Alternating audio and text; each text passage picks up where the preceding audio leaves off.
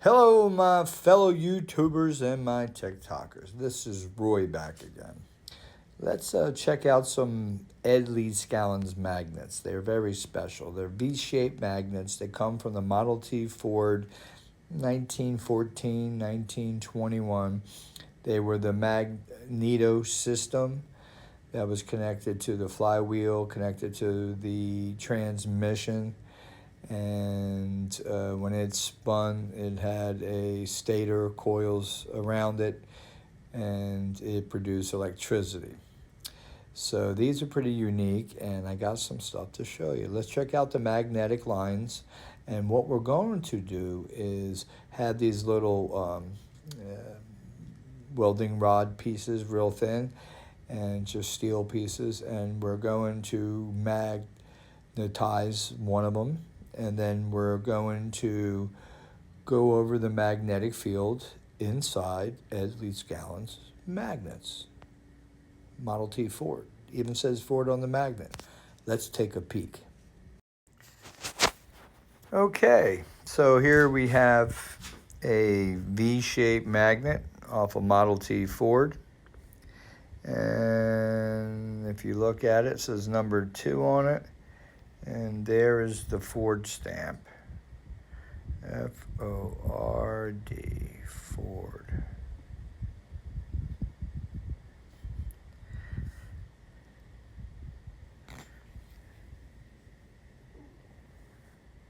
All right. And here's one without the stamp on it, but it is plated at the bottom, like it's raised. So I can tell, but I just can't tell where it says Ford.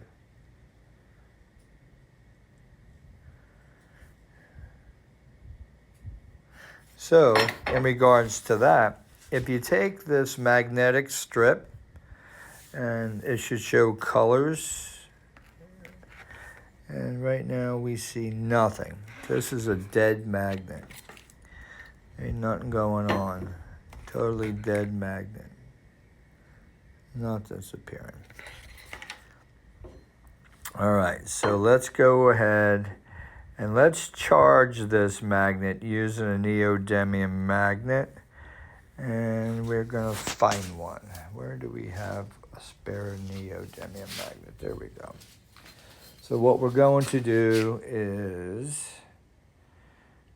not that one. I might need 2 hands for it. All right, let's do this. I'm going to take this and just start from, you see that spark? I'm going to start from the neutral, and I am going to pull it. Oh, shit.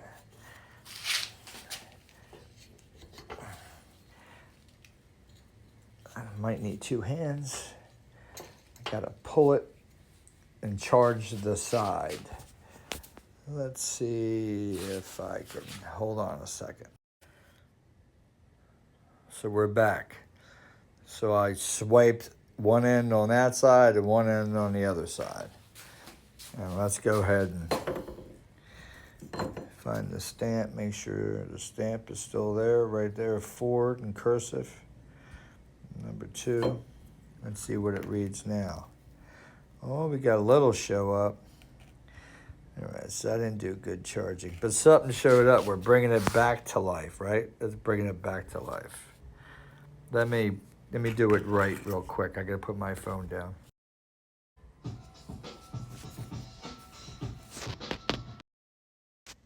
So let's take the number 2 Model T Ford magnet, V-shaped magnet, and let's put the magnetic tape on it now. And we should see a little stronger, because we'll see some color on the tips. And obviously this one was really, really, really weak. So it'll take some charging using the PMH is how I do it. Ed Lee Scallons PMH. I put the magnets in front of it just like that. Put a charger in here. It supercharges these, okay? And so we'll leave that one aside. I got 2 here that I did charge up. And let's take a look at the color on these. And wow, he's got some good, nice. And let's look at the thermodynamics. Let's look at a couple things. Look at the different colors. So you see your blues and your green. And over here you see your blues and you see a little yellow and a little red, okay? I see a little red over there. There it is, no red. They're kind of matching now, blue-green.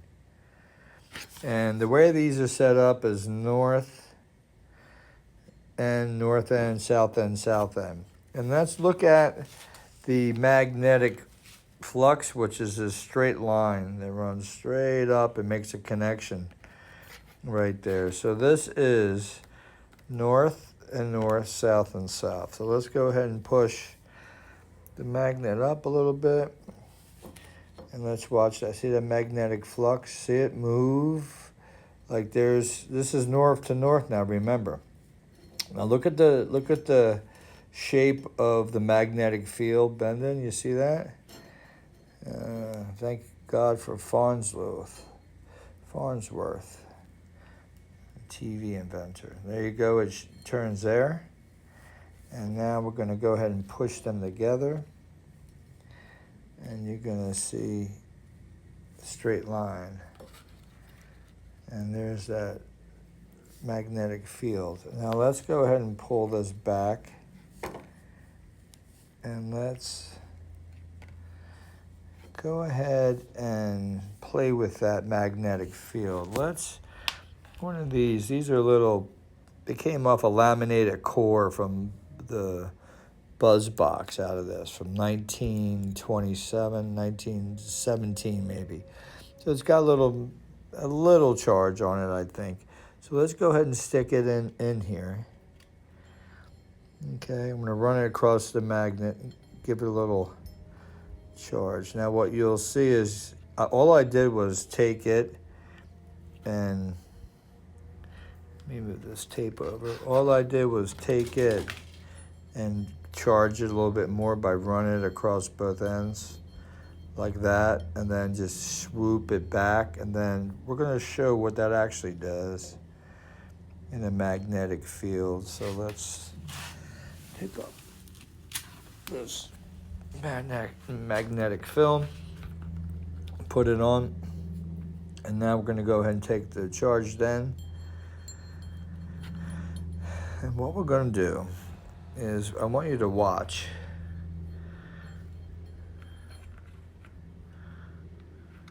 Watch the tip end, because it's got a magnetic field on it. It becomes colored. And watch what I can do to the line. So one thing I want you to notice is that a line is like the ether. It's resilient.